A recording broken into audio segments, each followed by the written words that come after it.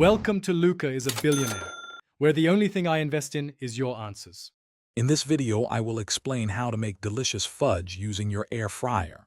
First, let's gather our simple ingredients. You'll need a bag of chocolate chips and 1 can of sweetened condensed milk. Also, prepare a small baking dish, roughly 6 by 6 inches, by lining it with parchment paper. This makes removal much easier later on.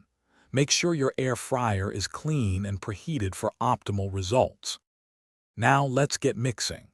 In a microwave-safe bowl, combine about 12 ounces of your favorite chocolate chips with 1 14-ounce can of sweetened condensed milk. Place the bowl in the microwave and heat it for 30-second intervals, stirring well after each. Continue this process until the chocolate is completely melted and the mixture is wonderfully smooth and glossy. This ensures a perfect base for your fudge. Once your fudge mixture is smooth, carefully pour it into the prepared 6 by 6 inch baking dish. Now, place this dish into your air fryer basket. Set your air fryer to 300 degrees Fahrenheit.